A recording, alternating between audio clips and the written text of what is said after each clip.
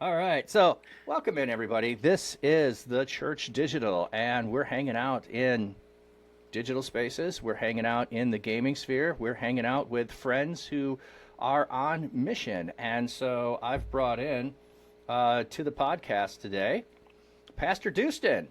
I think we've known each other at least three. It's probably longer than that, but time seems to just evaporate nowadays into oblivion, and I have no idea how long time is anymore. I know it's anytime like I see been following for so many years. I'm like, what? How? There's no way. Yeah, time just disappears, especially doing this kind of stuff. It's wild. So yeah, I don't know when we met, but it's been a while. Yeah, yeah. You certainly have been. I see Whitebeard Punk Monk has come into the chat. Good to see you, friend. I've known him for not as long as you, but we met in person already. We met last year in person, and then he invited Yeah. me to help out this year with the 24/7 prayer group for Exponential Conference.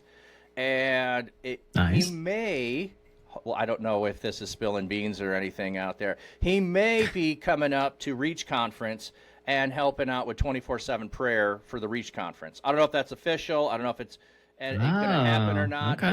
but I made a connection with him in Pre-Pony to hopefully see if we can have a prayer connection there for Reach Conference, which I think would be fantastic. So it's Yeah, fun. that'd be real cool. It's so much fun to be global with people all over the place and just be able to sit down. And so, how about we just back up? Because I know you, we've known each other for a while. What was it for Right. you that led you into being in Twitch? And what were you doing before that? And what are you still doing that's related to that in physical churches? So just a start and go wherever you want Oh with boy. that. Yeah. Okay. Well, that's I mean, quite the launching pad. I can talk about a lot of stuff here. So, let's see. I've been streaming on Twitch for a little over 6 years now. February 16th of 2014 or 2019 was my first stream ever. I've been in pastoral ministry here at my local church we're in our 17th year. So 17 years at my local church, and then a little over six doing this on Twitch and YouTube and whatever. Um, but I've always been a gamer. Like grew up, with my NES and Genesis and whatever. Like back in the day, playing Super Mario Brothers with a controller upside down because I couldn't even read yet. Playing at 3 years old and playing that game. Always been a gamer. Always loved this, this Sorry, you're just making world me and old. Feel yeah. old here. You're playing with an NES and you're upside down at 3 years old. I'm like, Agree. oh, Yep. Sorry about that. no, no. At least you know But NES. Okay, so yeah, yeah. Oh, it's one of my favorites. Yeah, very familiar with the NES. In fact, a lot of what I stream is retro stuff. So, yeah, I play a lot of NES and whatever. But yeah, no, I was just a wee little lad back in the day. Whenever I started playing and watching my mom play The Legend of Zelda on NES, which I still like. That's the only game she's ever played, but she oh has really? forever earned her gamer card Okay. because she beat first and second quest Zelda NES with no manual, before the internet, nothing, just straight up played the game. So she was like, all right, I retire and I'm officially a gamer. I said, you earned it. Did she I've still have never beat second quest. did she have Nintendo Power? No, no Nintendo Oh, oh Power, wow. nothing. Just her. Okay, Yeah. okay. Because So she I had loves that Nintendo game, but Power. that's it. Uh, actually, Yeah. of all the games, I remember purchasing that game. Like I don't remember purchasing a lot of Oh, games. really? I went to my local 24/7 multi-purpose store before there were Walmarts. It was a regional Hmm. store, so unless you're in the Midwest, you're not going to know Meyer. Uh, but I went to Meyer. It was under lock and key, and they were going to open it up at midnight to be able to purchase it. It's in a gold case, and it was $60. Yeah, $60 Wow. when that came out new. And I don't tell you how I spent I mean I saved my money to get that game. I was standing first in line. The person was looking at me like, "Why are you here at midnight to buy this game?" Because that's when I can. And So I got the Right. game and I went home immediately and played it. And I do remember playing Dude. all the way through and finding a whole bunch of Mhm. stuff. And then I think I played it through twice from beginning to end. Nice. And then I probably never played it again. But Yeah. on to the next game. Yeah. So of all the games, like that's one I have vivid memories of purchasing and being there at midnight. That's to pretty get it. cool. Yeah. Wow. Well, so I mean that just shows you I've been doing this as long as I can remember as far as the gaming side. And then, grew up in a Christian family, true believers for parents who raised us in church and taught us the word and introduced us to Christ at a young age. And so I've been walking with the Lord as long as I can remember. I've been a gamer as long as I can remember. And then I've been in pastoral ministry for 17 years. But about a little over 6 years ago, my wife said it's wild that she was the one who brought this up. I never made this connection, but my wife, you have to understand, I'm from Houston and big city and like video games and tech and whatever. My wife is from a little East Texas town, about 1,000 people there. Didn't have the internet till she was a junior in college, and it was a dial-up modem, and she thought that was wild. Didn't know how to text until we were dating in college, and I forced her to get it so we could text each other. Like just no technology in her life. Grew up playing on hay bales for fun and making mud pies and running in the field, like just like straight out of the 1800s or something is how she grows up, right? And so we're very polar opposites on that. But a little over 6 years ago, she of all people said, "Is there some way to combine your love of the Lord and ministry and the preaching and the Bible and whatever with your love of games and technology and all that?" I was like, no, probably not, but that would be awesome. So I at first I was like, no, there's no way. But then started thinking about it and I was like, maybe there's something to that. I was aware of Twitch, but I was not a Twitch person. I had never, watched Twitch or anything. I didn't know the culture, the lingo, the anything. And but I knew it's a live streaming platform primarily aimed at gamers. And I was like, well, I mean, those are my people. And I know a lot of my people are very lost. And there's a lot of darkness in that world. And man, if I could bring a little bit of light to it, that would be awesome. Who knows what the Lord could do through that. So, I started that first stream February 16th, 2019 on my laptop with the built-in webcam and mic. I played Doom 2 for 2 hours. I had 6 total people that came by. Two of them chatted, cool. And both were trolls.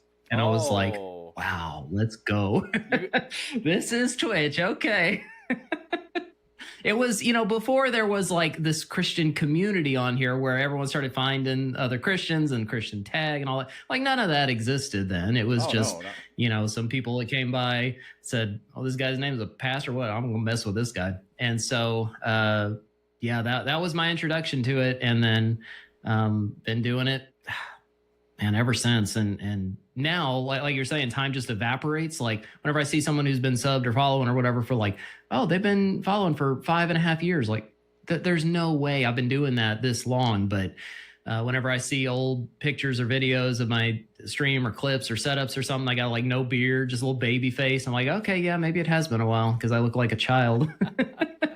Well, I do like the beard. So. Well, thank you.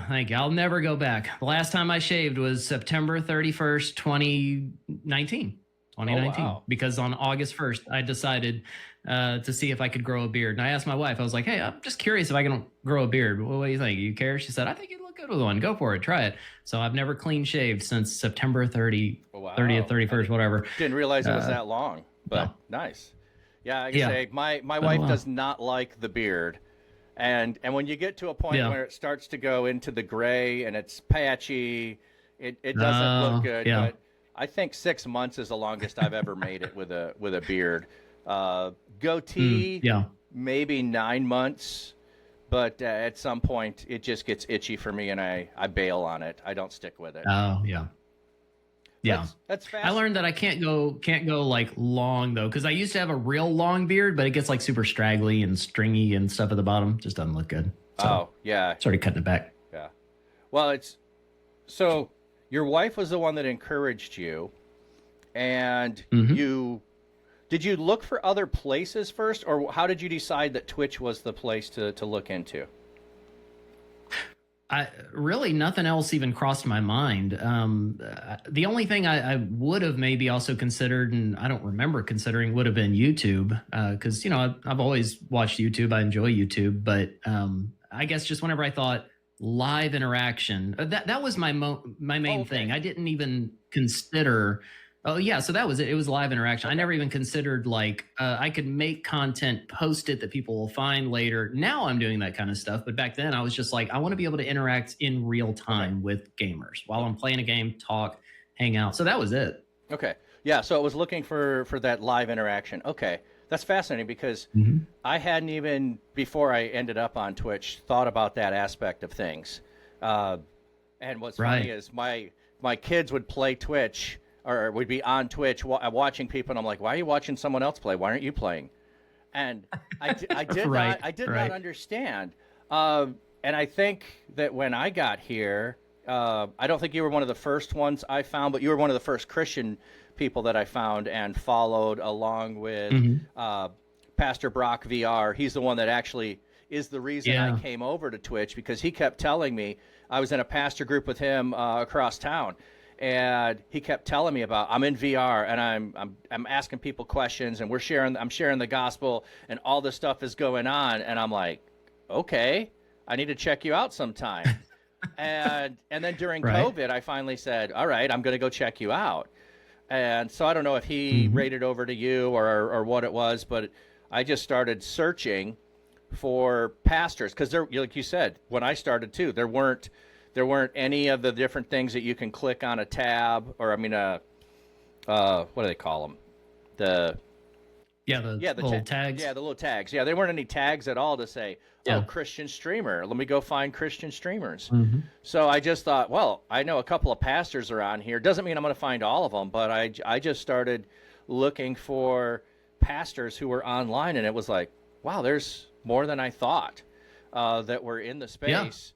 And I think you and Pastor Susie are some of the veterans around here, the Yeah. the real pioneers. Before anybody could find you, you were in the space doing things, and some of us saw you Right. doing it and were like, well, how do I do this, or what do I bring into it? So what has been Right. your, so you decide to go live. What was your plan when you started? Was it to do weekly, monthly? How did you figure out to incorporate that with what you're doing in your church? Was it, oh, let me tell the youth group about it, they'll all come and watch me? What was your thinking about that?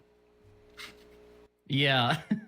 um, so my okay, a few things. My thought was first off, I was working full time at the church, and I still am to this day. That's my full time job. I actually stream from my church office, like what you see here. This is at my church, and but I was working at the church. I had a wife, and at the time, let's see, when I started, I think we only had two kids, two maybe three. We have four now, but or no, then we would have already had four because we were fostering to adopt one of the last ones that we got. Okay. Anyway, so working full time, got a wife, got four kids, lots of things going on.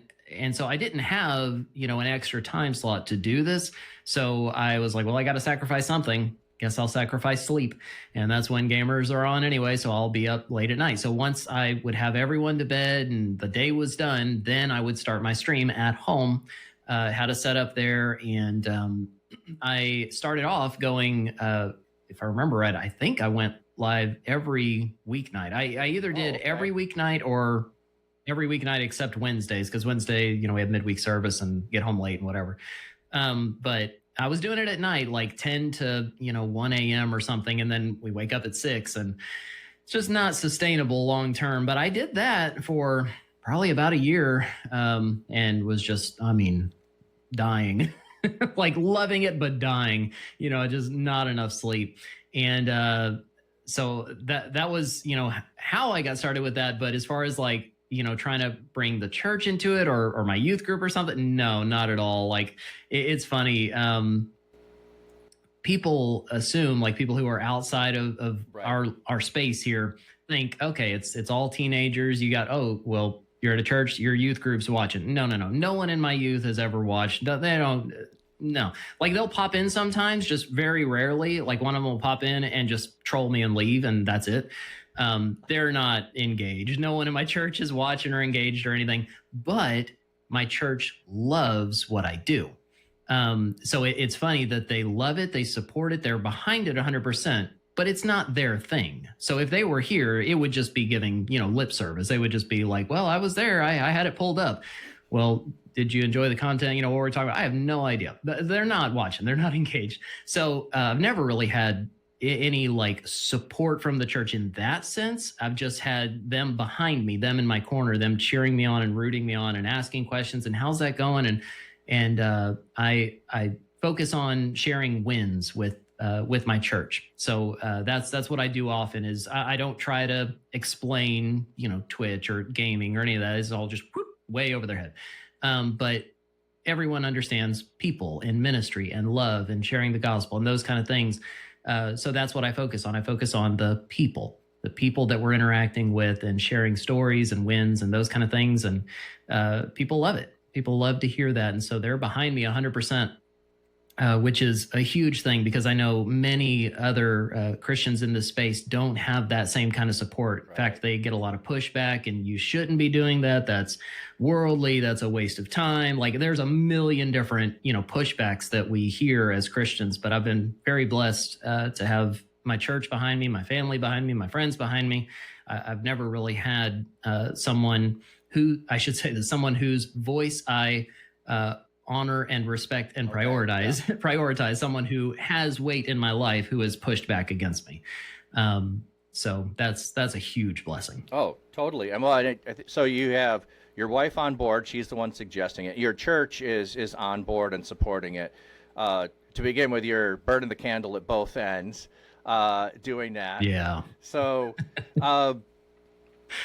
what have been some of the obstacles that you have faced? Because you've had good support. What were some of those challenges that you faced as you started, particularly, and then some that have come up throughout the years that you run into? Yeah. So at first it was just the real practical side of things. When do I do this? Am I getting enough sleep? Those kind of things. And that, that's obviously not sustainable to do what I was doing. And that's why I couldn't do it that way anymore. But all the while making sure that my priorities stayed where they were, because if I had pushed through, I would have had to put other things aside, my relationship with the Lord or my wife or my kids or something would have to give. And so that schedule is what gave and that I had to adjust. But like I said, people whose voices I truly honor and respect, that they've always been in my corner, but ones that don't hold weight to me, there have been, pushbacks and whatever.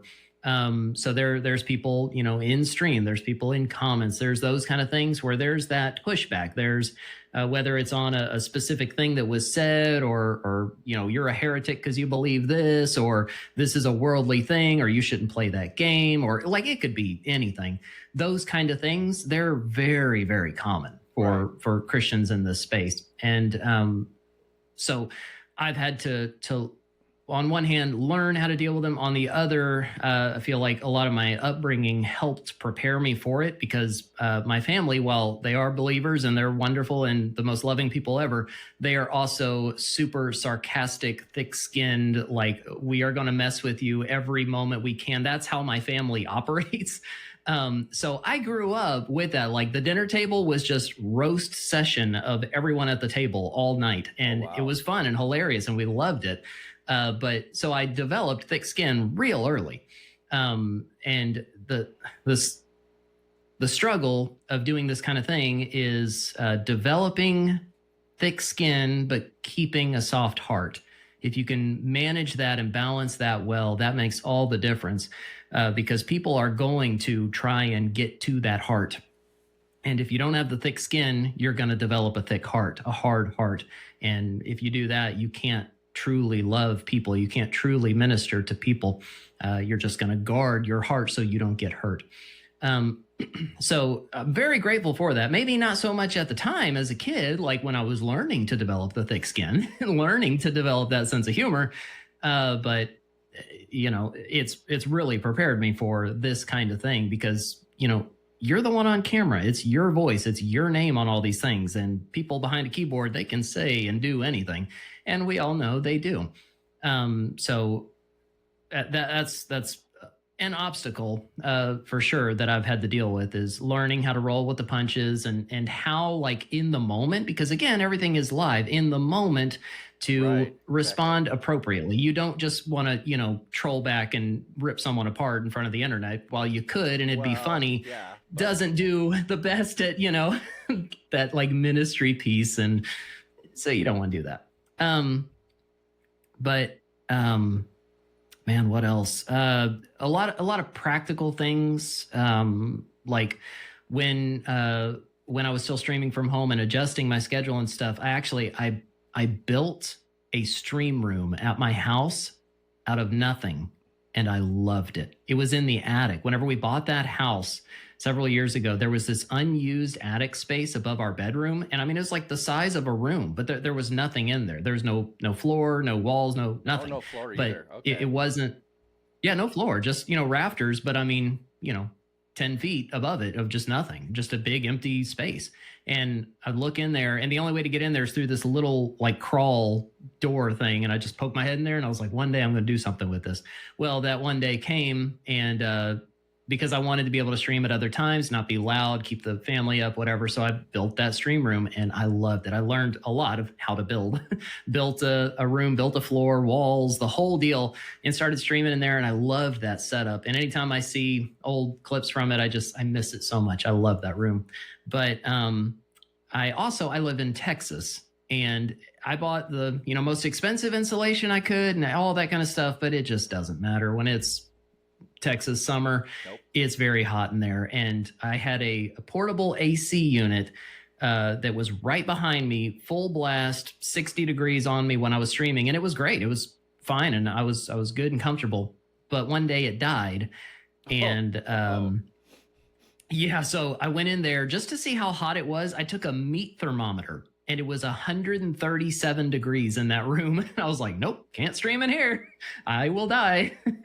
So, had to find another solution. And so I talked to my pastor, because that was another thing I should have mentioned whenever I was first, discovering, if I should do this and taking those steps and stuff. I had the support of my wife, but I talked to my pastor too, who we had been, because I'm associate pastor, and I've served in kids ministry and youth ministry and anywhere that we need, but associate pastor. So we've worked together for 17 years. And have a very good relationship. I shared the vision, the heart, the mission behind what I was wanting to do. And he said, I don't understand all of it, but I think you have the gifts, the talent, the abilities, the skill set for it. I'm behind you. Go for it. So I had been doing it for a couple of years when that AC went out. And I had another conversation with him. I said, okay, this is a crazy idea. I understand if you say no, but what about this? What if I turned my office here at the church into a stream room? Because I can't stream at home anymore. That's not an option. But I don't want to stop doing this ministry. It's working. People are hearing the gospel. Lives are being changed and affected, and it's making a difference. I don't want to stop. And I mean, he like cut me off midway. He was like, you don't have to say anymore. You go for it. Do whatever you want. Go for it. And so that was another big change, and started streaming from my office and adjusted my schedule and that kind of stuff. So I'm, ministry, as you know, is never the same. Every day is different. Every day is a new adventure. It's what I love about it. It's never the same schedule. Yeah. It's what is today going to bring? I don't know. Let's find out. So I know I've got this, but what's going to be in between this and the next thing that I do? I don't know what's on my Twitch, on my Discord. I don't know what's in my WhatsApp. I don't know what's in my email. I've got all kinds of places that, hey, there's something that's going to change what I do today. So I think that's a lot of fun. Yeah. Yeah. And me too. That's the thing. You got to be able to be flexible and roll with it. So for pastoral ministry, for streaming. Both of those require those things. So they could clash, but I find that they just go together very well. It's just every day is one big adventure with all sorts of new things and interactions and people that need you for this and whatever. And cool. So yeah, I've been doing it from here at the church about 4 years now, and my office has moved from the front of the church to this room here in the back and all that. But man, it's created such a nice like work, life, ministry, home balance, because I do all this stuff here, and then when I leave, I'm out. I can be with my wife, I can be with my kids, I can be with my family. Now I still, I've got Discord, I check in and whatever. And even something I started doing a couple months ago is on the drive home, I put my AirPods in and I jump in Discord and I point people at the end of the stream. I say, hey, I'm about to leave, shut down here, and I'm going to be in my car in a few minutes. If you want to hang out more, come jump in Discord. And we just talk and chat about anything and everything and just hang out. But when I get home, I say, hey, y'all, I'm home. I got to go. Y'all have a great evening. I'll see you tomorrow. Love you. And I get to be home when I'm home, which is really nice.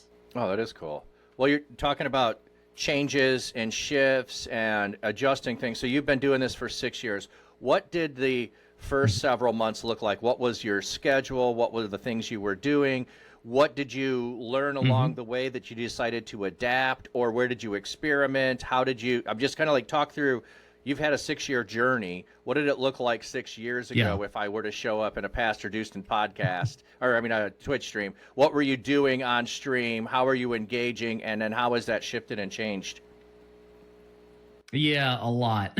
In fact, I just last week, I posted a video on Twitter of several different clips of my stream over the year, but all where I'm saying the same sentence. Because before my first stream, I had the vision, the mission statement that I wrote down on a Post-it note, put on the monitor so I would remember it, because now I've said it millions of times. But at first it took me a while to remember. I didn't know you had that for the first stream. That's awesome, dude. The very first stream, yeah. Cool. So the thing that everyone has heard me say so many times, I always introduce myself. I say, hi, my name's Pastor Dustin. I'm a real pastor who plays Pokemon, Doom, and everything in between, all with the intention of sharing God's love with the gaming world, because I believe God loves gamers, and so do I. So I had that written on there, and it helped me whenever people would come in or follow or whatever, and I would say that, and I still do to this day. But so I took old clips, which were hard to find because I didn't used to upload much to YouTube or anywhere else, but to find old clips where I was saying the sentence and I just cut it from first setup, second setup, third setup, whatever, saying the whole thing. So I was like, the stream has come a long way over the years, but the mission has always stayed the same. But yeah, those early days, I was upstairs in our extra room, guest room, whatever, and just in the corner had my setup, and I mean, it was as crude as it could be. I didn't have proper anything, so my lighting was this desk lamp that was balanced on a bunch of cardboard boxes with I didn't want it to be a harsh white light, so I had colorful stickers on it that kind of softened the light. It was kind of rough, and just whatever monitors I could find, went to Goodwill and got some and whatever, just random stuff, and made it work. And audio was bad, just everything. But I like doing this kind of stuff, and so I would always just tweak things. In fact, something I've always said is that I try to improve one thing every single stream, and I have for 6 years. So at first, most of the time you don't notice, but over time makes a big difference. But those early days, they were fun, but they were rough.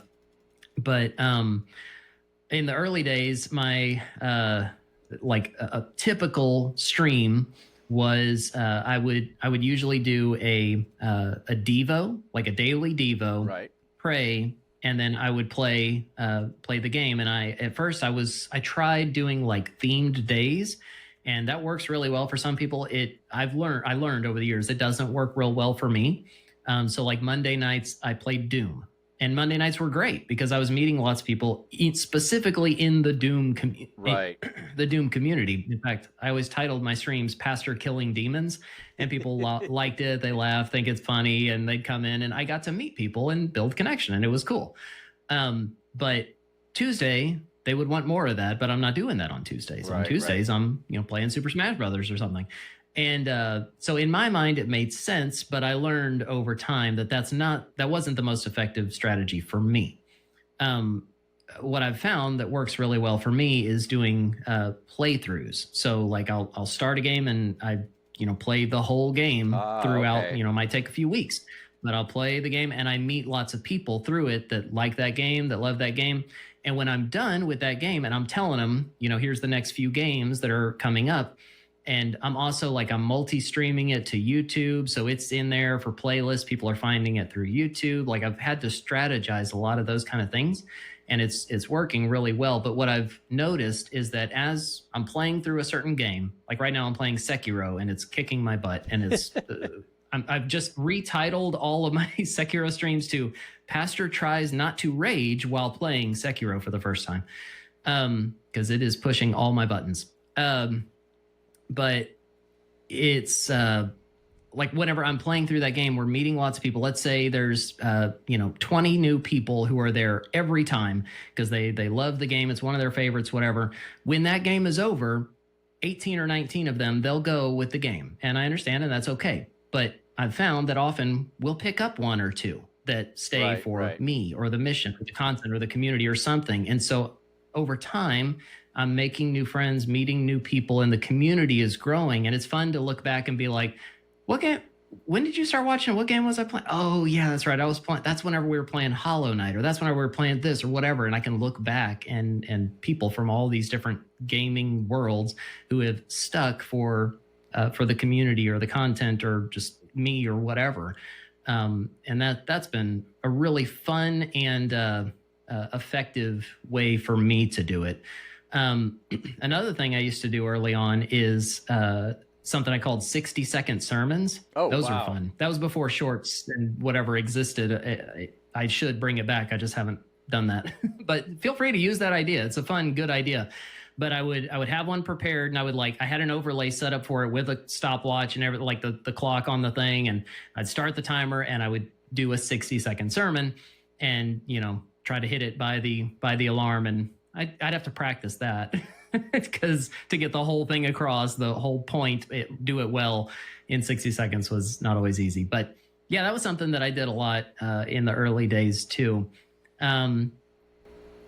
Another thing, as I was getting more comfortable with streaming and ministering and those kind of things in this format, I started incorporating a lot more Bible, like Bible reading. And I love reading the Bible. And something that I've learned over the years is, nobody likes the sound of their own voice. That's just how we are. Nobody does. But my voice is a very calming, soothing, relaxing type of voice. Definitely. I've heard that many, many times over the years. And, as a guy, just frankly, that's not really the kind of adjectives you want describing your voice. You want to sound manly and tough and whatever. But no, oh, you're very soft and calm and soothing and whatever. The first time I ever heard it, it's funny. I was in college. So that's a whole other story. But I was at college playing on a full ride for the #1 tennis team in the country. Blah, blah, blah. That's what I was doing. That was my secular studies. At the same time, was called into ministry, started doing biblical studies and whatever. But while I was in secular studies, I was a speech comm major, speech communications, because I felt like, well, if the Lord's calling me into ministry, I need to learn how to speak. I need to learn how to speak in front of people. And one of the courses that I took was a radio broadcast class. And we had this assignment where we all had the same copy, and we had to go into the recording studio and record it. Then we listened to them together as a class and critiqued. And after mine played, there was a lady in the class who said, I know this is going to sound weird, but I think that if my grandma died, I would want you to be the one who told me. Because your voice is very relaxing and encouraging and those kind of things. And I was like, I've never heard that before, but I'll take it. That'll come into play for ministry. So throw some sarcasm in that calm, soothing, and right, exactly. And I decided to lean into that with reading the Bible because I love reading the Bible anyway. And in 2020, so this would have been my second year, I came up with a challenge to read through the whole Bible on stream. And, so we were marking it off. And I know like you've done that, and lots of others have done that too. And that was whenever I first started doing it. And I loved that. It was awesome. Really fun to finally, hit the end of Revelation and be done. And we read the whole Bible, and, it was awesome. But people really enjoyed that too. One day, it was New Year's Eve of, I don't know what year, 2021, 2022, something like that. On New Year's Eve, I just had the wild, harebrained idea to, let's read the New Testament today. Oh, how much? The New Testament today. The whole thing. And so we did. And it was a very long but very fun day. It took about 17 hours, but we read the New Testament. And my voice was, shot by the end, but I was drinking hot tea the whole time and whatever, and we're just working our way through, and it was a lot of fun. It was a memorable one. People really enjoyed that. I've even at this point, last year, this was more on the YouTube side, although I streamed a lot of it too, was I did a daily Bible reading upload playlist on YouTube where, 3 to 4 chapters, and I'd do it every single day. And people enjoyed that. People are still finding that playlist now in 2025. And hey, this is helping me keep up with daily Bible reading. Something I'm currently doing with that is I'm making supercuts of all of those for Genesis 50 chapters, several videos. I don't remember how many, but a bunch of videos. So I've made supercuts of all of those and uploaded them as their own videos. But all of that is leading up to the big project, which is I'm hoping to have it done in about a month to be up and running, but I'm going to have a separate 24/7 stream of me reading the Bible from all that content in one video that plays on loop all the time. So yeah, all of that to say, I've tried a lot of different things like in my content or whatever. But the Bible focus, the devos, the short sermons, those kind of things. And I still like every stream now, so if you jumped into a stream today, my streams, they're 4 hours long. I go 1 to 5, and from 1 to 2, I'm catching up with the community. We're laughing and joking and memeing, whatever. But we're doing either like a Bible study or Bible reading, or I'm sharing a devotional, or something we started last week was on Tuesdays, Testimony Tuesdays. I started us off by sharing my own testimony and walking through all that.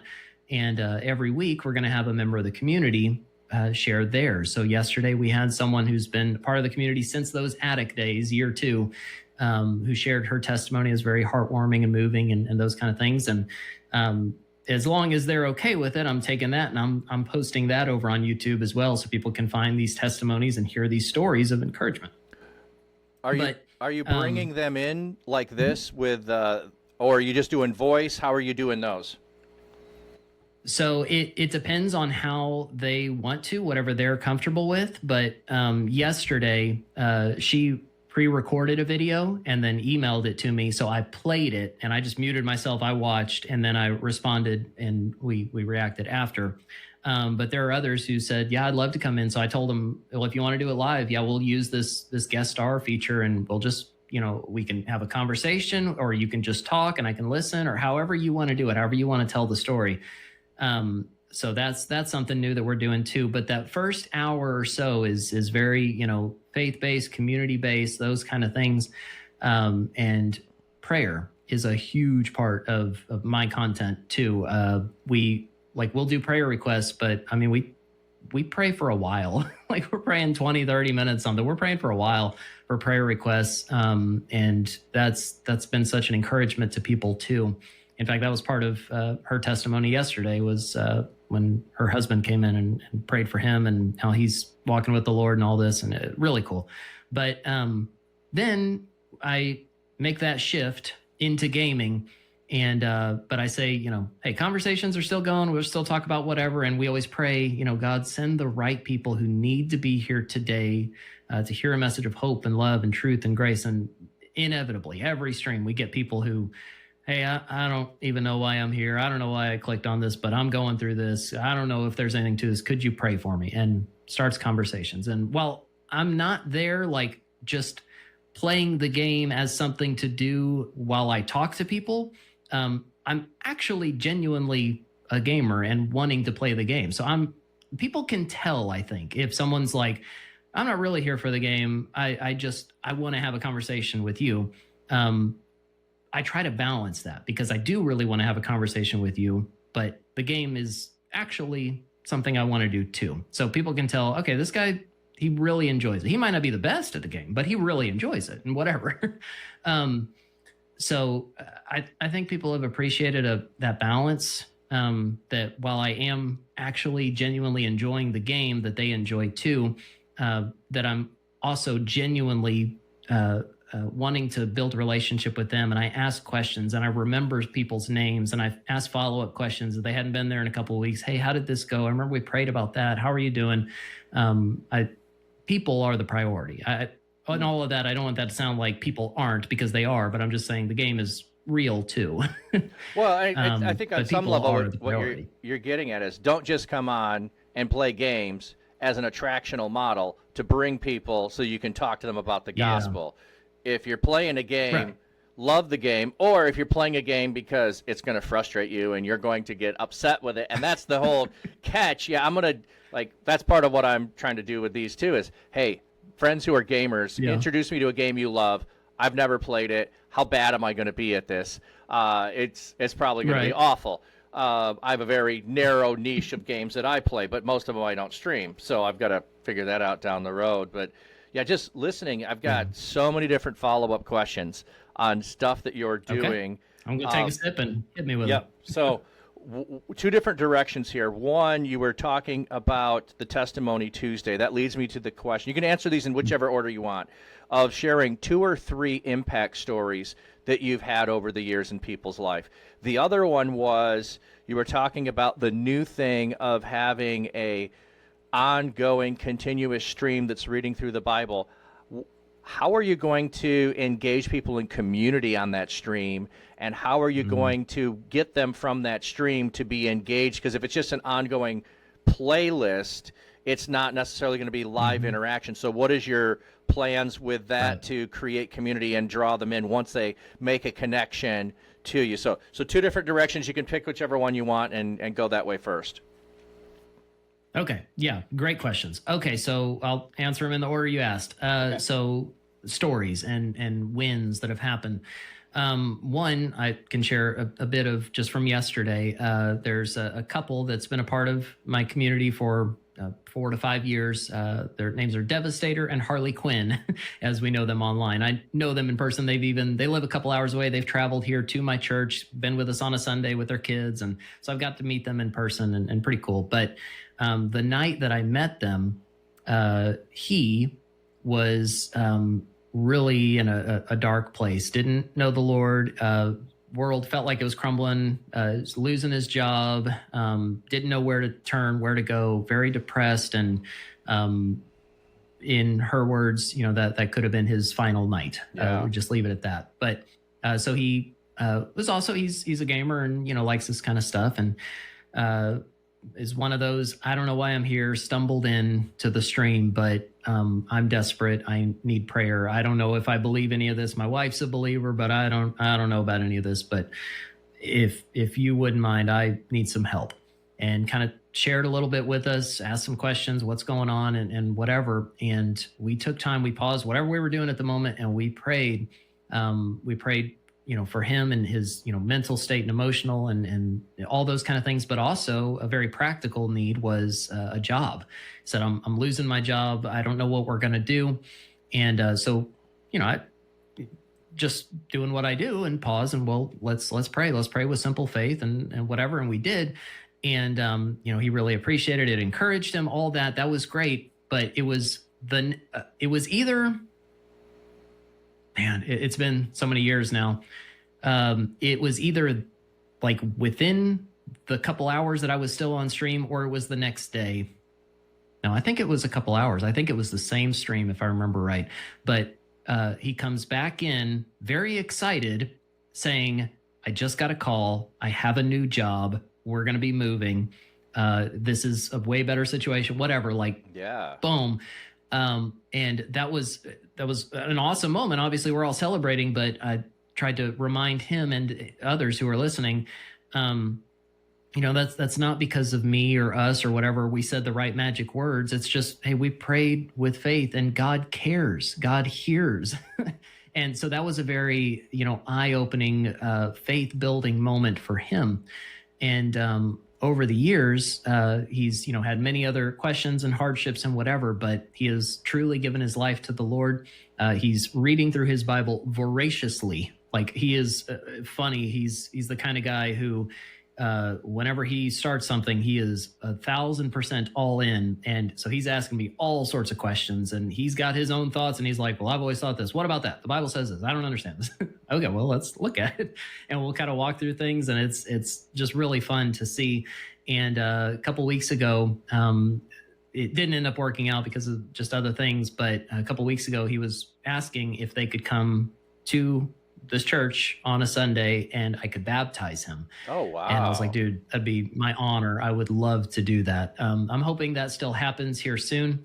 But that's a really, really cool thing, and a story of life change. And so that's one. Another one was, I think it was in like year 2, 3, something like that, early office days or attic days. But there was a man who was, and I hate to say this, but I don't remember his username now, but you'll understand why in a minute. But he was watching a lot, and he was from Turkey. Wow. And his family, 100% Muslim, and it's very much you better believe how we believe. But as we just did what we do, and we were reading the Bible and sharing the gospel and being a light and letting it not just be words, but not just talking the talk, but walking the walk. And you can see there's something different to these people. One night he sends me a DM on Instagram, and he was like, it was real late for me. I don't remember. It was, like 11, 12, something like that. And I'm trying to fall asleep. And I don't know what time it is for him. It's the daytime there. And he says, hey, okay, I'm in a bad situation. But I gotta know that I know, is this stuff real? Is this legit? Because I'm becoming more and more convinced. I'm having dreams, I'm having visions, wow. I'm reading things, and it's really like, kind of opening my eyes and scaring me. I gotta know, is this real? Is this legit? Because I'm starting to think it is. And if it is, I gotta know. If it's not, I need to know also, so I can like protect myself, because I'm about to take that step and give my life to the Lord. And if I do, I probably won't be here much longer. My family, my community, these people, this might be the end of my story. Again, using safe language. And so I told my wife, I'm like, hey, I got a very serious conversation with this man. I got to talk to him. So I'd spend the next couple hours, and I'm, just talking to this guy, and I'm, sharing and whatever, and sharing the gospel and letting him know, yeah, it's real. It's legit. It's worth everything. And he's telling me all these things like that'll happen, and, they'll like taxes and all this like weird stuff that I never thought of, because like on their citizenship stuff, you have to like say your religion and whatever. And so he's telling me all this, and he was around a little bit more, but he just stopped showing up one day, and I don't know what happened. And I could make a guess, but I don't know for sure. That's why I don't remember his name. It's just been so many years now. But those very real conversations, because sometimes we take that for granted, just a freedom of religion kind of thing, and not everyone has that. Well, even it just with that, the access that Twitch gives Christians to reach into countries and build relationships with people that they are drawn by the Holy Spirit towards Jesus, and you don't have to like be advertising that you are a Christian necessarily, but maybe he found you because, well, Pastor, I want to learn. But Twitch is one of those platforms that the countries aren't banning because it's not a Christian platform. Right. It's not something that they're going, oh, there might be Christians on there. We got to make sure that that's not accessible to people. It's a gaming platform. And so, Yep. so, Exactly. so like last week, in one of my streams, this sounds like I'm telling the beginning of a joke here. I had a Buddhist, a Sikh, and a deist in my chat. So, like I said, it sounds like I'm telling a joke here, you know. So the Sikh has been around my channel for 18 months to 2 years, and shows up about once a month, and we have really good conversations. And he is open to conversations around Jesus. And the Buddhist was new, been around just a little bit, and then the deist just showed up one day, and I was like, all three of them were there in the same day, and it's just like, where could I go in person? In where I live. Now, I know there's places other people live. Like, you could go New York City, you could go in London, you could go. I don't live in that place. So in order to encounter a Sikh, a Muslim, well, I didn't have Muslim, but, a Sikh, a Buddhist, and a deist, I mean, who goes around necessarily telling everybody that they are a deist? We had a really good conversation around that. They also came in, and I had to go, are you trolling me, or are you genuinely inquiring of me if I'm safe or not safe? You know how they come in with the questions of, here's the question. It's like, I don't know you, and I don't know if you're tripping me up. I don't know if you are ready to pounce on me. I don't know if you're genuinely curious. What do I do with that question when it shows up? But yeah, I love that that aspect of the gospel can penetrate through a platform that has no intention for it to be a gospel platform, and yet the gospel is here. There is light in this place as you begin to see it, and people can find it. Like you keep saying is, I don't know why I ended up in this stream. I don't know why I ended up watching you. You came up in the feed. Somebody rated over to you. I was just looking for a game. You came. Whatever it might be. It's just fascinating how the gospel can penetrate a place where nobody is thinking that it can. Bingo. Yeah, because like you said, there's so many places in the world we cannot go publicly as a Christian. It's illegal to evangelize and share your faith and whatever. Like I'm sure all been on those type of trips. I was on one last year and had to be very secretive and all that kind of stuff, but trying to be a light in a dark place. But through something like Twitch, hey, I am a gamer. Like these are my people. I'm just doing my thing, but I also am a Christian, and I'm letting that light shine through. And so, yeah, that is really cool. All the walls, all the boundaries, all the territories, whatever, all that kind of stuff, it just fades away, and we get to have those real conversations with people we never would have had the opportunity to meet. It's such a cool experience. Okay, the second question. Yeah, I already forgot. Oh. On your new planned stream, what is your intent with connection of community?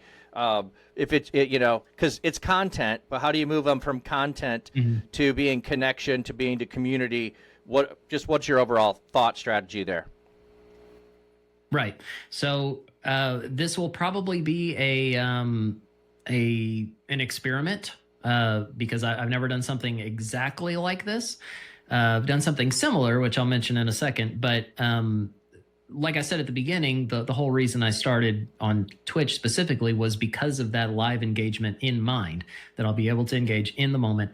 But this 24/7 Bible thing, yeah, it's me. Yeah, it's content. Some of it I made it while I was live. But in the moment that people are watching it, it is not live.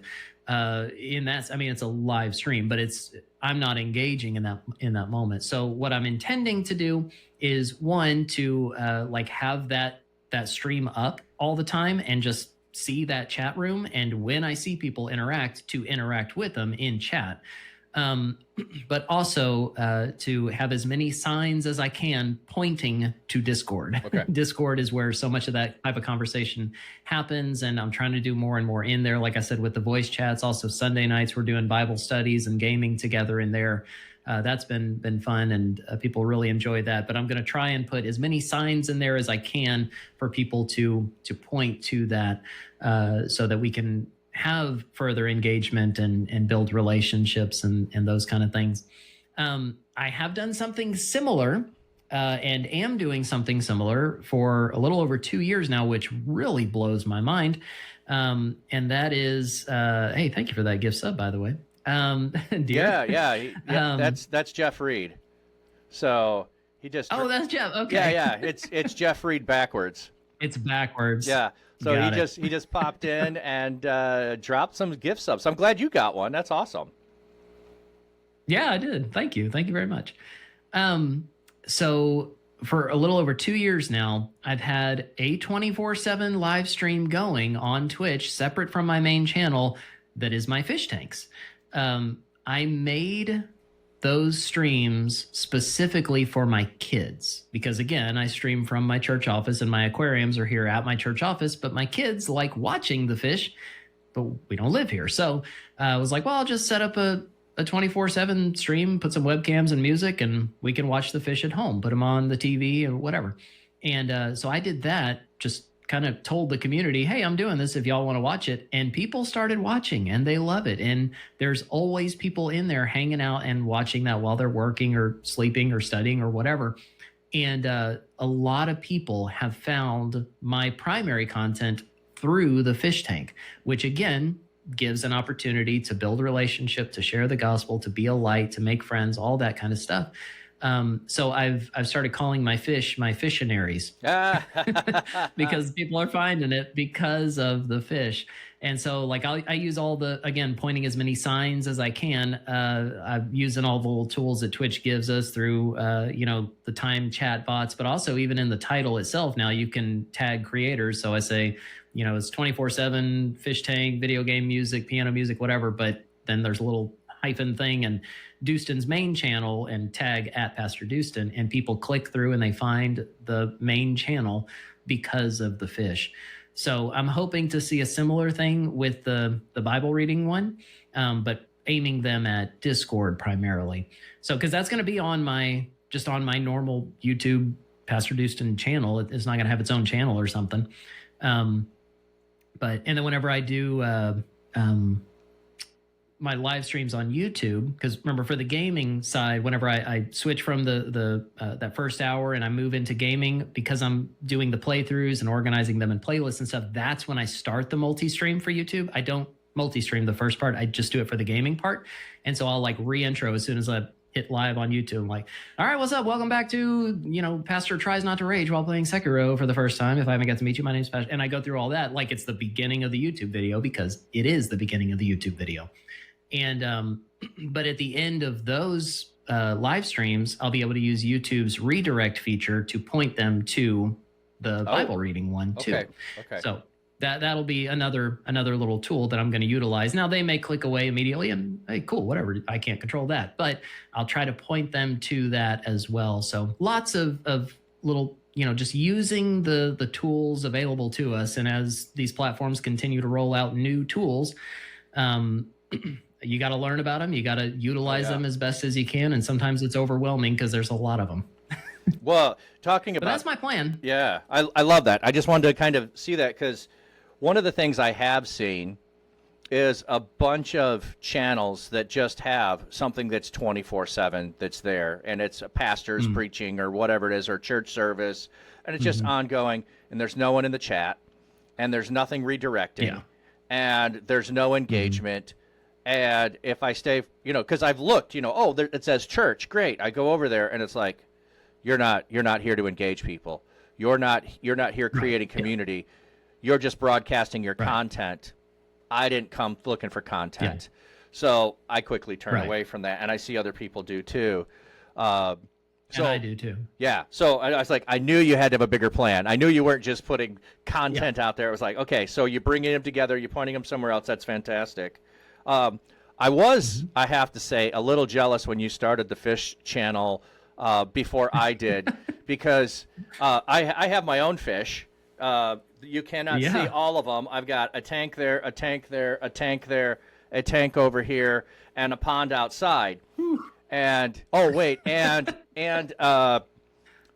don't know what I call it in the back. It's not a tank. It's just a pond liner, 4 feet by 8 feet, that's 18 inches high, with about 3 dozen other fish in there that I need to get rid of, or I need to get them in the pond when it gets warmer. So my fish had babies last year, lots of them. But but I early on had a fish tank behind me, and as I gradually got more fish, I put a camera out on my pond to do that, and I would go away for the weekend. I would be doing something, so I just started putting my fish cam up for the weekend when I would be gone for the weekend, so I could check in on my fish and make sure everything was okay. So when you went live with the 24/7, I'm like, I got to do that too. Not just I'm gone for the weekend and do a 3-day, 72-hour stream. I've now got it set up, and I still got to figure out all the commands on the second stream because I haven't figured out using the same one. It wants a different phone number to authorize. So I've got some issues. I'm planning on working on that on Friday. Hopefully I can make some progress over there, get some commands over here with the Church Digital. But I love the experimentation attitude because you started out with let's do a devotional, and then it became let's do more than that, and then it became let's have a prayer time.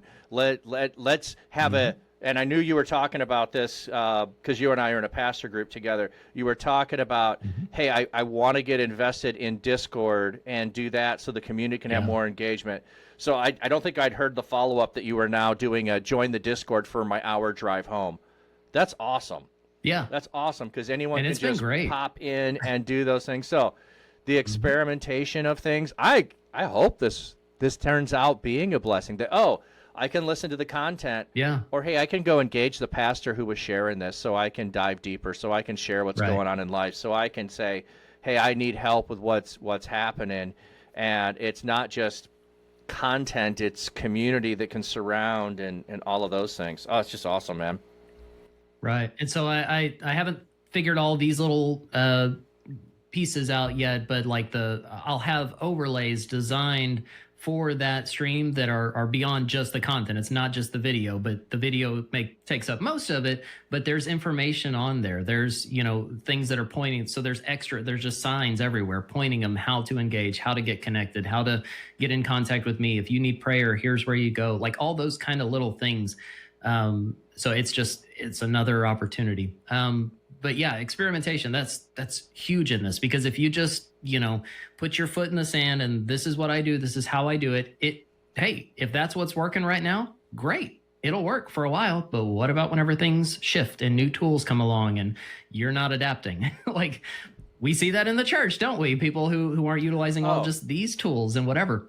Well, so we've got to be willing to take that. Yeah. Well, along with that, I think what I've seen through my career and growing up in the church was someone looks like they're successful. I'm not judging whether they are or not, but from a perspective of growth and ministry, they look like they're successful.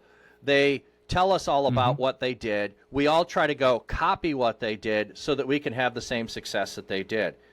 I feel like there's so much more freedom in digital spaces to just say, hey, let's try this. I'm going to try it for 3 months. I don't know if there's going to be any fruit. Let's see what happens. And if it doesn't, we evaluate and we try something new. But I also don't feel the same pressure to go, Pastor Dustin's doing this. I need to copy Pastor Dustin. We both just independently have fish and we see from each other and we learn from each other. And please, people, don't go copy us on fish. I mean, it's... I actually have probably a dozen channels I follow that are all just fish channels, but it's a fish. It's up there. They might have different varieties of what you do. I think I probably have the most cameras, and my goal is to get commands so you can say, I want to zoom in on that one cam, and it goes to a scene with one cam because, for instance, maybe it's a nice sunset and you don't want everything else on there and you just want to zoom in on the sunset or hey, the fish just got fed. I want to zoom in on the fish that just got fed, whatever it is. But I can learn from each other. I can do with what I have and keep learning from other people. There was a question earlier. I think I answered it, but it was asking about on your channel with fish. Do you have music? What do you have? What is that all set up like? Yeah. So I have just a playlist. It is just music and fish primarily. I have two tanks, and the cameras automatically switch every 3 minutes between both tanks. There's a lot of or not a lot, but there's a little bit of chat interaction or chat engagement too, where you can like change the colors on the tank. Like Oh, there's you've got that. I don't. Govee home lights behind. Yeah, so people can change the color of the lights. In my cichlid tank, I have a big like mossy AT whatever thing from Star Wars Yep. that I put a bubbler inside, and it's connected to a smart plug. People can turn on the bubbles and stuff. So little things that people can play around with and interact with the fish tank. Um, but I have a playlist of it's all the same style of music. It's very calm piano covers of music. It's probably 80% video game music, which Oh, okay. makes sense. We're on Yep. Twitch. So it's all like video game covers in that peaceful style, but there's also some anime covers in there, and there's Disney movies in there, and like Lord of the Rings, and there's like some different movie ones and TV show stuff, but it's probably 80% is video game themes. And so people will be like, they'll just find the thing and they're like, oh, this from whatever game. Oh, I love that game. Oh, it's Kingdom Hearts soundtrack. Oh, I get like, oh, blessed Final Fantasy VIII soundtrack a lot. I don't know why people love that soundtrack, but like I'll just see those comments from people who a lot of times those kind of comments it says first time chat. It was like impactful enough for them to be like, oh, I love this song. This is one of my favorite songs or whatever. So using something that's not just just pretty music, it's pretty music that we can relate to. So people seem to enjoy that. Yeah, that's cool. I gotta say, I just downloaded DJ Soto's album that he had produced AI, Yeah. and I just have that playing on a loop with a song that someone in my stream created for my fish stream. So it's a song created just Nice. for me that's in there, and I was like, I feel like I need to expand, because if you hang out for a while, it's like, oh, this song again, oh, this song again. But I did try to put it on a mixer, so it's not just a loop, but you can get random back and forth and go around, try to change it up a bit. Right. Yeah, so like I have it through Spotify and it's on shuffle, but the playlist, I just pulled it up. It's 1,636 songs. It's I don't know, like 80 hours or Wow. something. So you're rarely hearing the same songs, back to back. There's a lot of songs, and I've had people in the community who they'll send me, "Hey, here's a whole album of stuff that'd be perfect for the fish tank," and I'll listen. And oh yeah, sure. So there's been community engagement to it also, so that's been pretty fun. Oh, that's really cool. Getting some comments in there about watching fish and what would be awesome and those things. I was thinking too, we're talking about fish tanks and ponds and those things. There are also people that are streaming going fishing. I've seen those streams too, where people go fishing and they're out at the pond, they're in their boat. I've seen several different people. Excuse me. Yeah, man, that's really cool. Yeah, I don't fish, or I would think it was cool. I watch for about 10 minutes because I'm curious, or I know the person, and that's like, I'm going to move on to something else. But there is that need too of, hey, take fishing for men, and then take going fishing and fish for men while fishing, that people are out there trying to do. Yeah. Because just imagine, like, if you or I, if we were, fishermen, like literal fishermen, that was our thing. Like, we were passionate about it, and we set up something like that. A lot of fishing, there's a lot of downtime. There's a lot of time to have, the important conversations, whatever. And then people that are there for the fish, they're waiting for that moment when something bites, then it's all action. And so you're talking about whatever, oh, hold up, I got and then you're coming in, and that's a fun, exciting moment. But like, you have that time to build a relationship and have conversations, and that's huge. Yeah. So Phantom is telling me I need to try real VR fishing with my new Quest that I got. It's funny you should say that. Okay. I actually did go into a room that put me, or I don't know what you call it, a suite or whatever. I still haven't figured out the lingo in VR yet, of going into a place that Quest had set up that had fishing. I couldn't figure out how to get a pole. I couldn't figure out other stuff. I couldn't hear people that were there. Then when I did, they were talking another language. I went up and tried to take their basket or their pole or whatever, and they came at me, and I'm like, I don't know what I'm doing, and I just left. So I think I need a fishing guide if I'm going to go and do that. But I think I would have much more success fishing there than I do in real life. Yeah, that's pretty funny. Yeah. Oh, yeah, have a singing bass. Yeah, there we go. Mm-hmm. All right, we got off on the fishing tangent here, which was super fun. Like, who else would I get off on the fish tangent but you?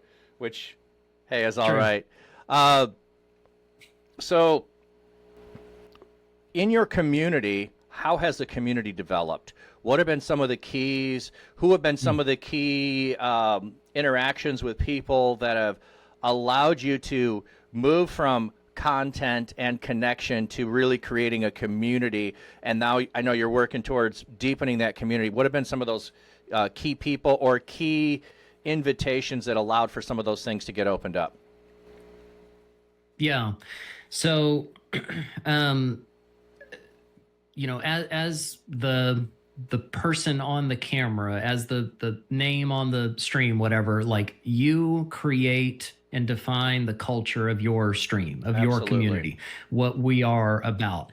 And so had to be very intentional about that, what that looks like for us, what we do, what we don't do, how we respond to people. Because I mean, if we're saying all the right words, but our actions and our heart and our motivation is pushing people away, they're never going to hear the words, So we've got to share it, but we've got to live it. So early on, it was, a lot of it was on me, and saying those kind of things, repeatedly saying, how we act, how we respond to people. We, treat people with kindness, gentleness, love, respect. I don't care if you believe, you don't have to believe to belong. A lot of those kind of things. And saying those so often so that the people who are always there, they catch it. They might, know, okay, in Pastor Dustin's stream, this is how we act. I act this way. But in this other Christian stream, we act this way, and we do things a little different. And they're all a little bit different, and that's fine and okay. And I think good. We all should, look a little different, do things a little bit differently, because that, hey, variety is the spice of life, and we're all a little unique. So there's people that I can reach that you never could, that you could reach that I never could. And there's so many people, so many believers in this space now who are doing that same kind of thing, that we're all able to uniquely reach people. So I had to say it a lot early on. And then whenever people were really like plugged in and a part of the community and always there and super faithful, and they have the notifications and they're the first ones in and that kind of stuff, they're really the champions of culture, and they help to do that. A lot of times I'll be looking at the camera, not looking at chat, and I'll be responding in depth to someone who asked a very good question, or praying with someone, or trying to minister or encourage someone, and there's chats just going, and I've missed stuff, but they are saying what I would have said. They're championing the culture, and without that, man, I don't know how any of us could do this if we don't have people who catch it and try to share it and live it. So like, yeah, there's little tools too, because again, I'm always trying to use the tools. Like there's chat rules, for example, that people can see and ask. There's timers and those kind of things that share that too. But whenever people get it, that really clicks in, because if someone comes in, they say something that I don't see yet because I'm trying to speak to someone, I know that there are other people there who they did see it, they did respond. So very grateful for that. I thank those people a lot. Hey, thank you for catching that. Thank you for saying that. Oh yeah, man, just like they said, oh, I got to echo that exactly, and whatever. But yeah, people catch it. So as long as it's real, it's genuine, it's you, and you've defined what you want culture to look like in your community, people will pick up on it and catch it. Yeah, culture is caught, not taught. So if you're not actually Yes. doing it and you're the one that has to model it for everyone, if you're not the one that's upholding the standard of it, then it's not going to be reproduced there. I love that aspect of you're engaged with someone on one level and other people are engaging, and it's able to, you don't have to be there for every aspect of it because they own the culture that you initiated. They know the culture when they come in there and respond accordingly to people that don't know it. Right. And then if someone, acts kind of out of line, like not a new person, but a regular person who knows how we act, but maybe they're having a rough day and they responded in a way that we don't respond to people. I'll correct it in the moment. Hey, that was fine. I would much rather this or that or whatever. It's okay. That's not that big of a deal. I'm not upset. I'm smiling and laughing about it. It's okay. So I'll try to correct those things real quick too. Like, hey, maybe that's how you do it over there, whatever. But here, hey, this is how we do things. Yeah, like we love all the dolphins. See, ping. Yeah, no, that is absolutely wrong. I'll correct you right now. All dolphins are stupid. Well, I wasn't going to bring it up, but now that you have, so Oh boy. what is the this, if you do not know, and this is not picking on you in any way. Every streamer creates unique individual things that either are intentional or unintentional about what happens in their chat because they shared a story and everyone gets excited about it and dog piles on the funniness of it, or something spontaneously happens in stream and then it becomes a part of your community. So tell us about the dolphin and then other things that are unique. If I come to Pastor Dustin stream, what are those unique community insider things that your community has developed alongside of you? Yeah, one of the main ones that I'm most known for is Stupid Dolphin. So it all started with a story when I was 8 years old on my Sega Genesis. My parents got me a new video game, Echo the Dolphin. I loved dolphins. That's probably why they got it for me. And I loved my Sega Genesis. Seems the two would go well together. They did not at all. So if you've ever played the game, but I was so glad when I started exploring the internet for this to find out that I'm not the only person who was traumatized by a 1992 Dolphin video game on the Sega Genesis. It is like there's so many like articles and videos like Echo is the scariest game I've ever played. Echo is this and that, whatever. Like from the outside seems totally bizarre and you got to be kidding. No, it legitimately traumatized me as a kid. So you start the game and you're just swimming around in the ocean with all your little dolphin friends, and it's nice and colorful, and there's fish and coral, and it's beautiful, and the music's pretty, and all this, and the box, all it is just a dolphin with stars on his head on the front. That's it. The scariest thing you see, there's like a shark in the corner. Like, okay, who cares? The ocean, there's gonna be sharks. The back says, you're gonna go on this wild adventure or something. Okay, cool. You're gonna swim in the ocean. Big deal. No, you start the game, you're swimming with your little dolphin friends, and you're speaking to them through echolocation. And they're all telling you little things, whatever. But one of them says, how high in the sky can you fly? And that's a hint for how to really start the game. So it's a challenge for you to jump as high as you can out of the water. Because you're like jumping and doing flips, and it's really fun, for about 10 seconds. But so you go down as far as you can to the bottom, and then like zoom up, charge, and you jump. And if you jump high enough, it triggers this cutscene where the screen starts flashing red and white, and this vortex happens that sucks all the life up out of the ocean, all your dolphins, all the fish, all the everything, and it's making this like horrible screeching Genesis twang sound, just ear-piercing stuff. And then you fall back in an empty ocean all by yourself. And it's the creepiest, darkest music with the Genesis, twangy, weird, mechanical type sound ever. And I'm like, what in the world happened? So 8-year-old Dustin, I'm like diving under the bed, scared, start playing the game. I get like a couple levels in and I'm just done because you're a dolphin. So you have to breathe oxygen. You got to come up and surface for air every now and then, but every level is an underground or underwater maze where you only have about a minute and a half of oxygen.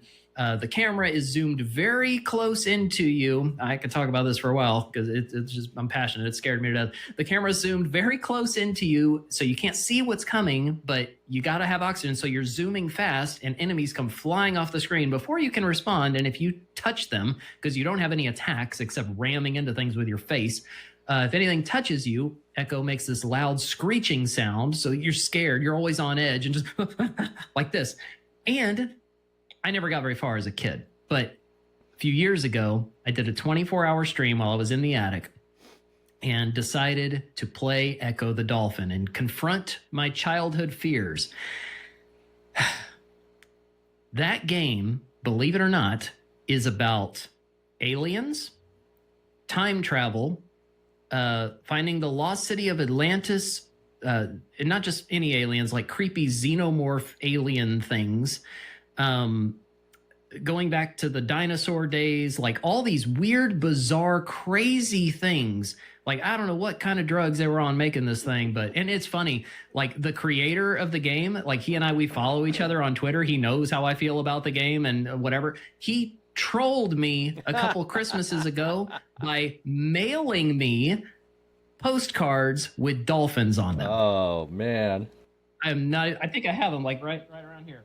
But yeah, mailed me dolphin postcards just because he knows how I feel about the game. But so anyway, while I was playing through that game on the 24-hour stream, there's a level in the lost city of Atlantis with this really annoying jump, and I couldn't figure it out, and I was getting frustrated, and I just yelled, "Stupid dolphin!"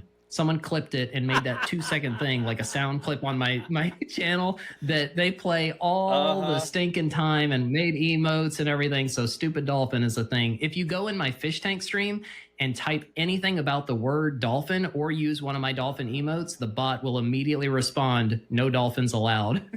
It's like a little secret Easter egg in the channel. But yeah, no dolphins allowed. So stupid dolphin is one that I'm very well known for. Oh man. Okay. I gotta like look through my emotes. What are some other ones? Because that's the main one that comes to mind immediately. Oh my goodness. I don't even know. Well, that's all we've right. got little, emotes for everything, but it's just fun. Yeah. Well, you do. Oh, I do have I do have a theme song that someone made for me. Oh, cool. Which is really cool.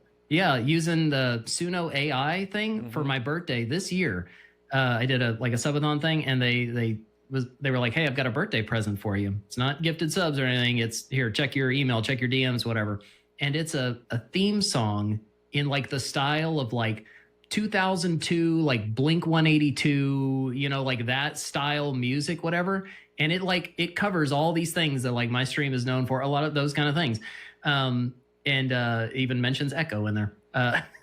But it's awesome. And like, so I have it's for my starting soon screen, and people can redeem it to make it play. And they like to play it when I'm like in a difficult boss battle in one of these games or something. It's like it amps you up, and so it's a lot of fun. Oh, the ketchup emote. Yeah, I have like a bottle of ketchup as an emote because I'm always behind in chat. And I'm like, all right, catching up.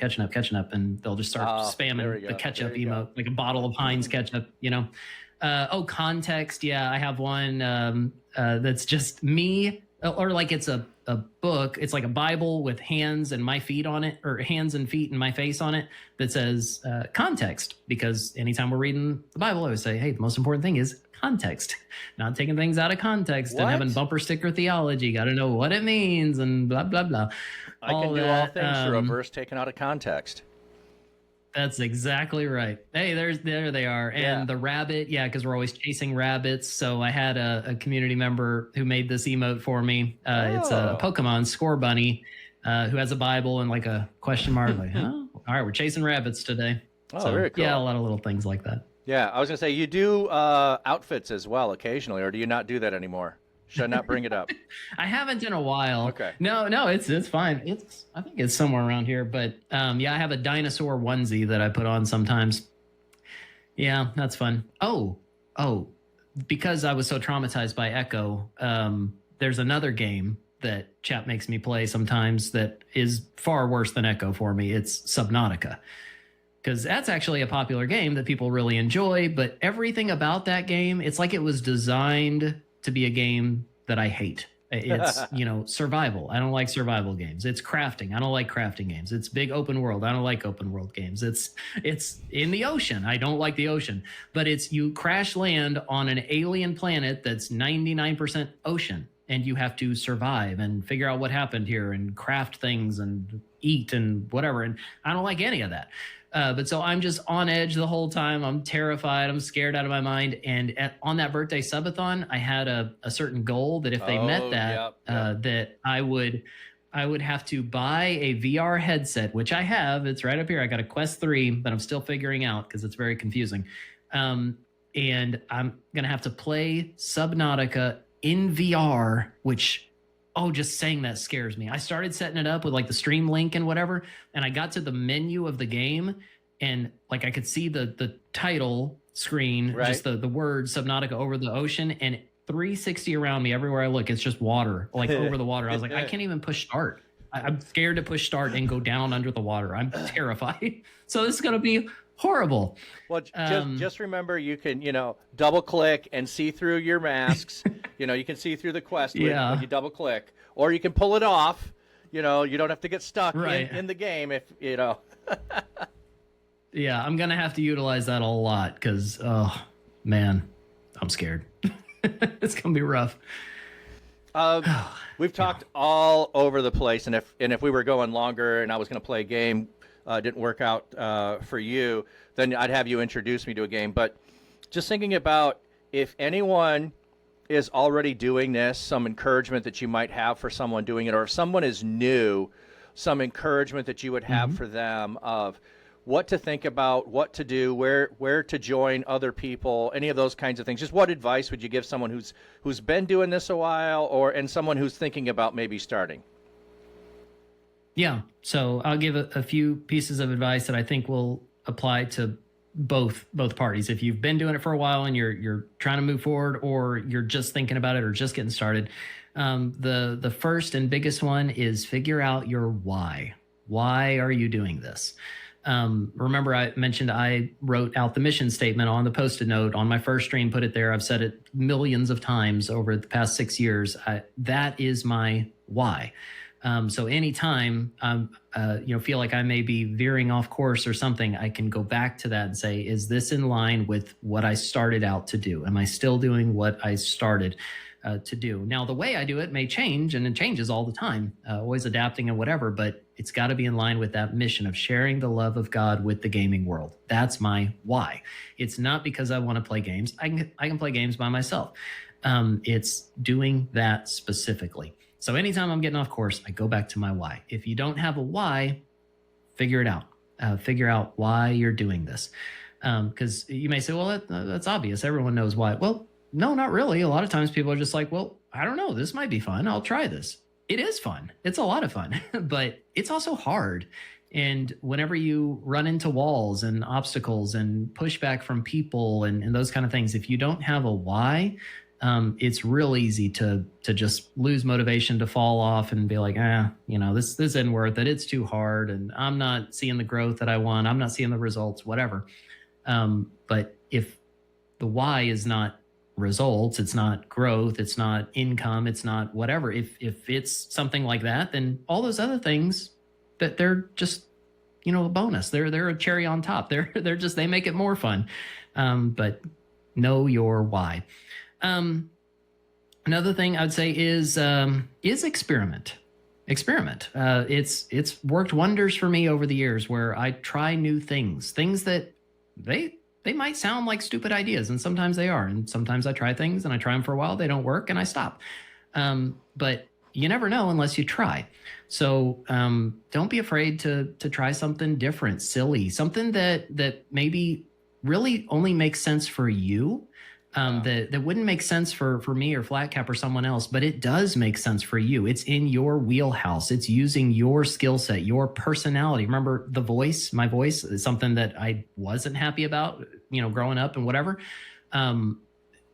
use your skill set, your gifts, your talents, your abilities, lean into it. So part of that is figuring out, who you are. What are those skills? What are those things that make you unique, that set you apart, and then lean into them. Um, okay, so yeah, know your why, experiment, build, well, no, let me say it this way first. Build relationships with the people in your community. Behind every username is a person. We all know this, but sometimes it's easy to forget that and treat usernames like usernames, or treat people like usernames. But if you start to learn about people and learn their name and ask questions and listen, like really pay attention whenever people are telling you and opening up about their life and what they're going through, remember those things. I don't have the best memory, so I have to be very intentional about holding on to that and remembering those things. Like someone came in and they've been a member of the community forever. They've been walking through cancer and really difficult thing, but he just told me his name for the first time. And I said, thank you for telling me. I will remember that, because I know it right now. I'm thinking about it. I lock it in my brain. I will remember this. Very intentional about that, but build relationships and be intentional about that. Not just looking at people as, another person in your community. I had one more average viewer today. No, Ping was there. No, I don't know your name. You hadn't told me your name, Ping. Ping, what's your name? I'm excited because I'm seeing my friends. My friends are showing up.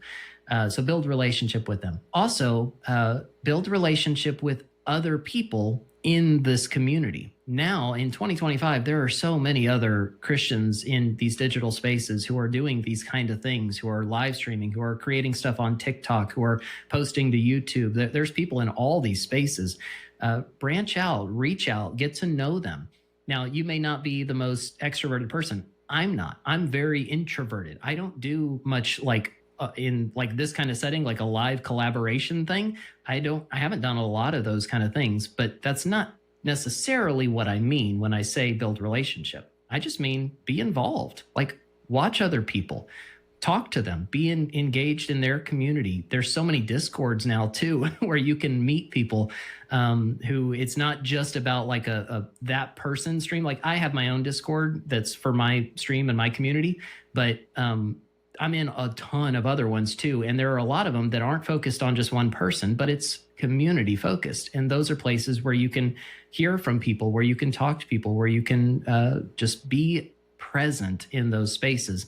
And the more you're present in those spaces and building relationship, people see you, people know you, people get to know you and want to have relationship with you. So know your why. I told you I have a bad memory. I already forgot number 2.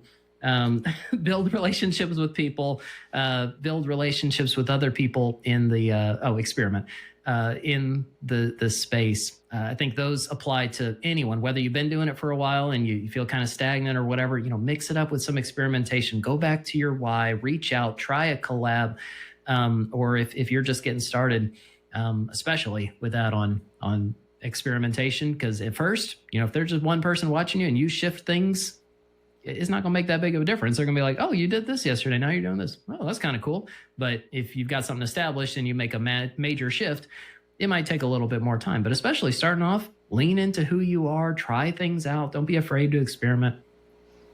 Yeah, that's all good stuff. All good stuff. And I totally think that, we are in a unique time where there are lots of people in the space that are feeling a call. Now, maybe that came about with the Christian tag, that a lot of us started connecting and seeing each other. I was intentionally trying to find them before that happened, and I was searching out content and trying to make connections with people because I kept running into streamers that were solo, that were alone, and that was one reason that I reached out to you about, starting a pastor group for those of us that were Twitch streamers and saying, hey, do you have support from your church? Are you alone? Do you have other pastors who know and can talk about what's going on in this space? I did hit the max of number of channels I could follow on Twitch, but I haven't hit the max number of Discords. But that was because to begin with, if someone followed me, I followed them back because I'm like, oh, I'll follow you back. Well, they weren't streamers, so I had to go scrub that at some point. But it's Yeah. it's one of those things where it's like you can bless somebody else's day by showing up in their stream because they know you and they come to your stream, and you can. It doesn't mean I have to stay the whole time. I might not be able to. Right. I love to begin with when I had hours and hours that I was just sitting and watching a bunch of people and hanging out. I hung out in your stream a lot a couple of years ago. Now I'm busy helping other people do things, and it's like I don't get the chance to go hang out in your stream. I love how you pointed out that there are some Discords that are multi-streamer connections. So there's multiple streamers in there. Reach Conference is amazing with the number of streamers that are in there. That's probably the one I'm most engaged in as far as a streamer Discord, because there's so many streamers in there, and we're all trying to encourage and support one another. I'm in the Church Digital, and then I go to some churches as well and some pastors. But if you're not a group of streamers together, it's just one. I might be in your Discord, but unless I'm a mod for you or you're a mod for me, I just don't have the bandwidth to be in all of those places, just because of the way that God's led me and what I'm doing. But if you want to get involved too, I'll just say this: you can get involved without being the streamer. We need so much support outside of that. We need support in our channels. We need support in the community. We're already mentioning that. We need support in our Discord. We need support by being prayed for. We need a whole bunch of level of those things. So, shout out for any mods who are here in the chat that are lurking. If you're my mod, if you're Dustin's mod, and you're here, you are so appreciated, because the times when we are feeling low, and there are plenty of those times, your mods are there, and you're just like, I'm glad I'm here because you're here. I'm glad you're here because now I know that it was worth my time to get up and do this today when I didn't know if it was going to be. Yep, 100%. 100%. Okay, so I'm not going to go run out and do this, but one of the things I'm realizing as I'm starting this channel here with the Church Digital is I'm trying to tailor it to my guest to stream when it works for you, which is not going to be the best necessarily for everybody trying to watch. But if you're bringing your community over, I think that's going to be good. But I think I need to set up 1 or 2 regular scheduled times where I'm just going to be streaming. And what am I going to do? I think I'm going to play games. So what game would you want to introduce me to? If we were going to go another hour, you would be doing this now. So what game are you going to try to convince me I should go either get a free download or a cheap download and try it out? Because either I'm going to be awful at it and you want to laugh at it, or you think I would really love it. I don't care which direction you go with that. Well, I'm not going to recommend Echo the Dolphin. Okay. I'm not going to recommend Subnautica. Okay. Although you might actually like Subnautica. A lot of people really do.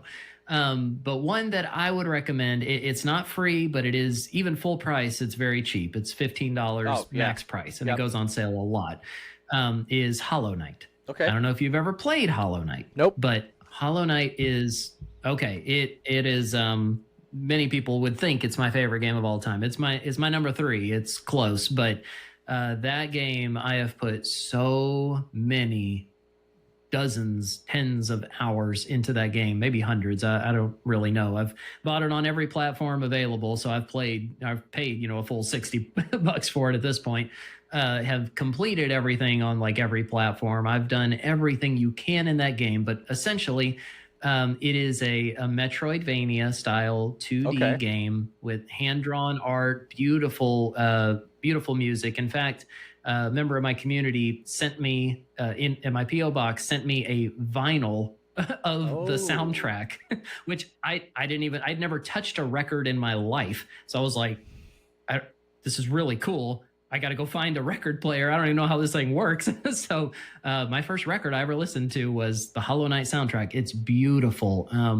It's a very mysterious world, whatever to explore, but it's also a notoriously difficult game, like in the combat and stuff. But if you put the time in, if you learn the game, you will love it. It starts off, it's so simple. All you can do is jump and hit. You're a little bug looking guy in a bug world fighting a bunch of weird bugs and stuff, but you're Okay. just exploring this underground world, that the civilization that has collapsed, and you're trying to figure out what's going on. And you get a bunch of upgrades that unlock the ability to go to different places. It's one of those big, interconnected worlds and maps. And so it's a thing to explore and get better and learn. And it's such an engaging and hooking game. Like I said, I've played so much of that game. So highly, highly recommend. Well worth more than the $15, but it goes on sale quite a bit, so you can probably get it even cheaper. And with the very highly anticipated sequel finally being confirmed to come out this year, Silksong. Oh. If you've ever watched like a Nintendo Direct or anything, like no one in the chat cares about anything that's being shown. They're all just shouting Silksong win for years at this point, because it was announced in 2019 and we're in 2025 and we still don't have it. But that's why it's always Silksong win, Silksong win, Silksong win. Yeah, it's like Shadow said, it's the Souls-like level of difficulty for a 2D platformer. Yeah, so it's like a Dark Souls, but you're a little bug. It's really, really fun. I love that game. Yeah, I can say part of it is I got niched into RPGs is really where I spend most of my time. So I don't have any difficulty with an 80-hour game. Big deal, no problem. I'm going to spend the time in there. I'm also put it on easiest difficulty because I want to feel like I'm big and bad. I don't actually want to do all the work to be big and bad. And I'll go on every side quest to make myself stronger before I advance the game. So as I was talking about strategies for what you stream and what you play, and I don't know if this was you or someone else that just had shared it recently. I just thought was good advice if you're a streamer, is do all your side quests on your own time. Do the main quest on stream. So if you need to spend 6 hours offline for every hour you play online to make it entertaining and not boring, or to just take your time and engage the chat while you're upping the game, that's a good strategy to think about doing that. But like I said, the idea with this is to get introduced to more games, because like I'm doing RPGs, so I know Final Fantasy. My son loved it. We played all of those. Before I went to Xbox, I was doing Baldur's Gate 1, Baldur's Gate 2, Neverwinter Nights, playing those big multi-disc games that you were putting in and doing all of that, and then went to Xbox and still did a bunch of Final Fantasy, Nier, and then I went over to Assassin's Creed. And then I was almost exclusively Assassin's Creed for about a dozen years. Like I just waited for the next Assassin's Creed and didn't play anything else until now I got back into PC. And last year I started Baldur's Gate 3, and I found out I can't really stream well while playing Baldur's Gate because I'm so invested in the story and the side quest. And it also wasn't necessarily everybody wanted to watch me do Baldur's Gate. And then there are people with the expectation, because Baldur's Gate does have some explicit content you can open up. They're coming in thinking I'm going to do the explicit stuff because that's what they want to come in. And I'm like, no, I'm not planning on doing anything explicit online.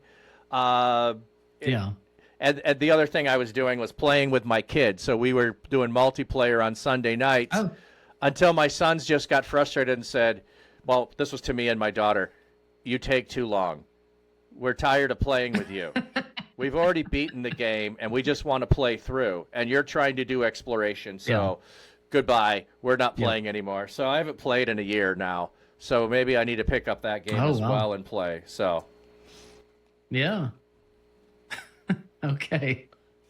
Wow.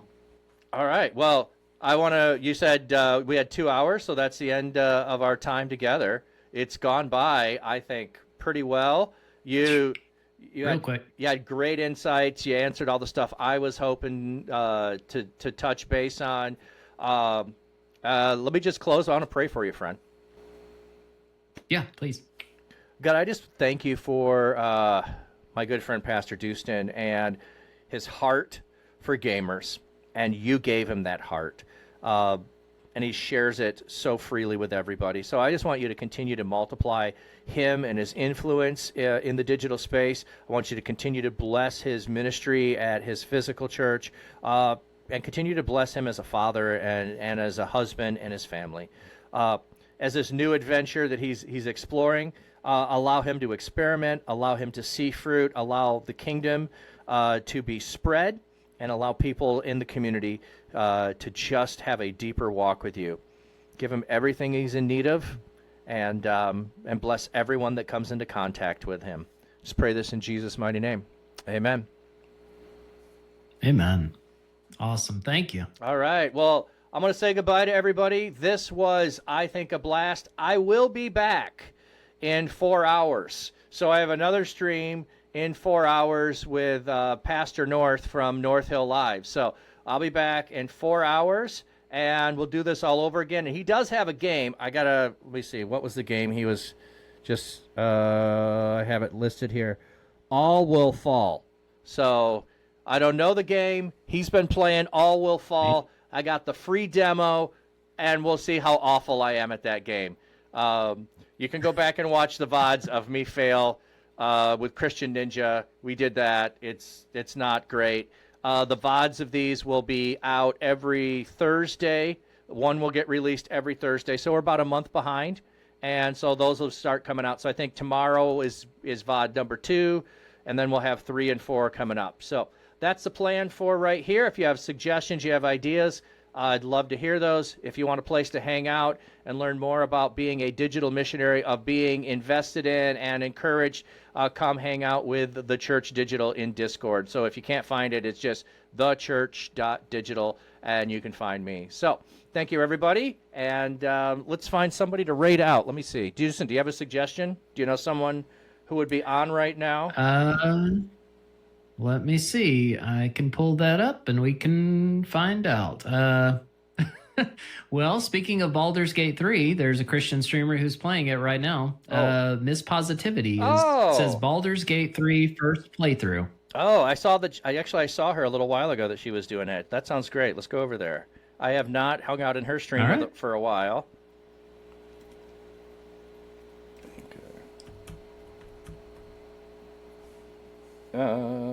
If I could spell, this would be easier. Plus, streamer names. How do you spell all of those? I know. I have to look it up every time. It doesn't matter who it is. It could be just super straightforward. And I'm like, all right, do they have any weird nuance to the way they spell it? Yeah.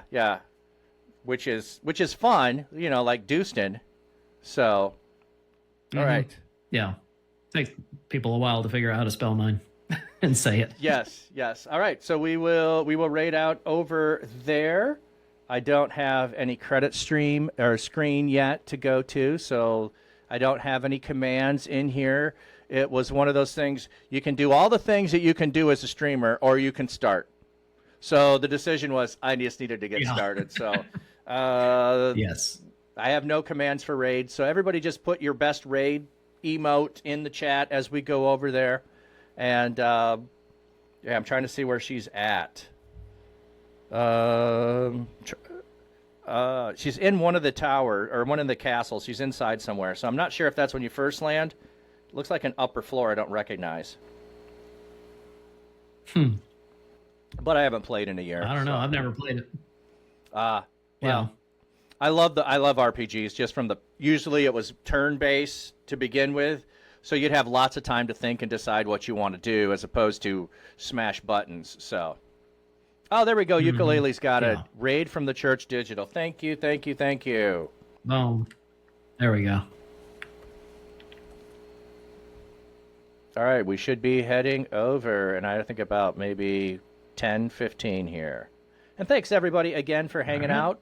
Anybody watching the VODs, appreciate you, love you, and I hope God blesses everything that you're doing in digital ministry.